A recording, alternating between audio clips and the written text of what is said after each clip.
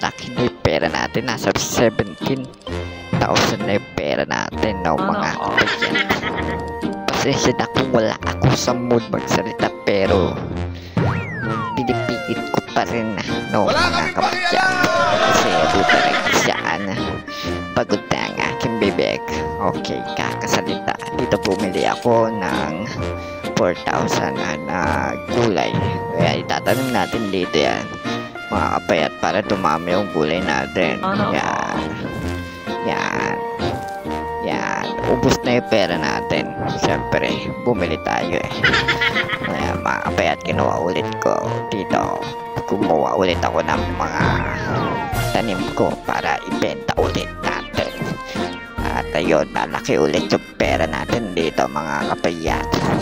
At naging 2K na yung pera natin, no, mga kapayat. Dito nga, mga kapayat, kinuha ko ulit yung mga halaman. Yan, yung mga prutas pala, halaman tuloy. Kinuha natin dito. Parang gago daw ako, sabi ng kapatid ko. Alright. Dito nga, mga kapayat, talon lang ako dito. Yan, mga kapayat, naglalag pa tayo.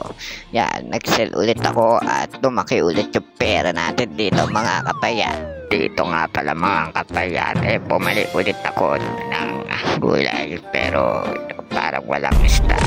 Kaya yun, mag-ano ulit tayo, kunin ulit natin yung mga tinanim ko dito, mga kapayat. At bumunga na nga yung tinanim ko kanina na 4 na yan.